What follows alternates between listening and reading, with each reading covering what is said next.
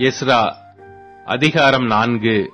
சிறையிருப்பிலிருந்து வந்த ஜனங்கள் இஸ்ரவேலின் தேவனாகிய கர்த்தருக்கு ஆலயத்தை கட்டுகிறார்கள் என்று யூதாவுக்கும் பென்யமீனுக்கும் இருந்த சத்துருக்கள் கேள்விப்பட்டபோது அவர்கள் செருபாபேலிடத்துக்கும் தலைவரான பிதாக்களிடத்துக்கும் வந்து, உங்களோட கூட நாங்களும் கட்டுவோம், உங்களைப் போல நாங்களும் உங்கள் தேவனை நாடுவோம், இவ்விடத்துக்கு எங்களை வரப்பண்ணின அசீரியாவின் ராஜாவாகிய எசரத்தோன் நாட்கள் முதற்கொண்டு அவருக்கு நாங்களும் பலியிட்டு வருகிறோம் என்று அவர்களோட சொன்னார்கள். அதற்கு செருபாபேலும் யெசுவாவும் இஸ்ரவேலில் மற்றுமுள்ள தலைவரான பிதாக்களும் அவர்களை நோக்கி, எங்கள் தேவனுக்கு ஆலயத்தை கட்டுகிறதற்கு உங்களுக்கும் எங்களுக்கும் சம்பந்தமில்லை. பெர்சியாவின் ராஜாவாகிய கோரேஸ் ராஜா எங்களுக்கு கட்டளையிட்டபடி நாங்களே இஸ்ரவேலின் தேவனாகிய கர்த்தருக்கு அதை கட்டுவோம் என்றார்கள். அதனால் அந்த தேசத்து ஜனங்கள் யூதா ஜனத்தின் கைகளை தளர பண்ணி கட்டாதபடிக்கு அவர்களை சங்கடப்படுத்தி, பெர்சியாவின் ராஜாவாகிய கோரேசின் காலம் முழுதும் தரியு என்னும் பெர்சியா ராஜா அரசாண்ட காலம் மட்டும் அவர்கள் யோசனையை அபத்தமாக்கும்படி அவர்களுக்கு விரோதமாய் ஆலோசனைக்காரருக்கு கைக்கூலி கட்டினார்கள். அகாஸ்வேரு அரசாளுகிற போது அவனுடைய ராஜ்ய பாரத்தின் துவக்கத்திலே யூதாவிலும் எருசலேமிலும் குடியிருக்கிறவர்களுக்கு விரோதமாக பிரியாது எழுதினார்கள். அர்தசஸ்தாவின் நாட்களிலும் பிஸ்லாமும் மித்திரேதாத்தும் தாபேயேலும் மற்றுமுள்ள அவர்கள் வகையராவும் பெர்சியா ராஜாவான அர்தசஸ்டாவுக்கு ஒரு மனு எழுதினார்கள். அந்த மனு சீரிய எழுத்திலும் சீரிய பாஷையிலும் எழுதியிருந்தது. ஆலோசனை தலைவனாகிய ரெஹூமும் கணக்கனாகிய சிம்சாவும் எருசலேமுக்கு விரோதமாக அர்தசஸ்தா என்னும் ராஜாவுக்கு எழுதின மனுவிலே கையொப்பம் போட்டவர்கள் யார் என்றால், ஆலோசனை தலைவனாகிய ரெஹூமும் கணக்கனாகிய சிம்சாயும் மற்றுமுள்ள அவர்கள் வகையராவாகிய தீனாவியர், அபர்சாத்தியர், தர்பேலியர், அப்பார்சியர், அர்கேவியர், பாபிலோனியர், ஷூஷங்கியர், தகாவியர், ஏலாமியர் ஆனவர்களும் பெரியவரும் பேர் பெற்றவருமான அஸ்னாப்பர் அவ்விடங்களிலிருந்து அழைத்து கொண்டு வந்த சமாரியாவின் பட்டணத்தை குடியேற பண்ணின மற்ற ஜனங்களும் நதிக்கு இப்பாலே இருக்கிற மற்ற ஜனங்களுமே.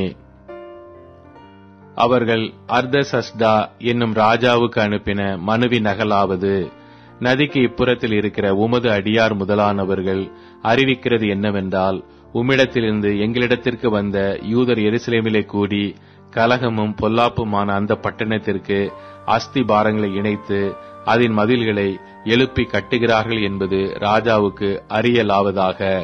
இப்போதும் இந்த பட்டணம் கட்டப்பட்டு அலங்கங்கள் எடுப்பிக்கப்பட்டு தீர்ந்தால் அவர்கள் பகுதியையும் தீர்வையையும் ஆயத்தையும் கொடுக்க மாட்டார்கள்.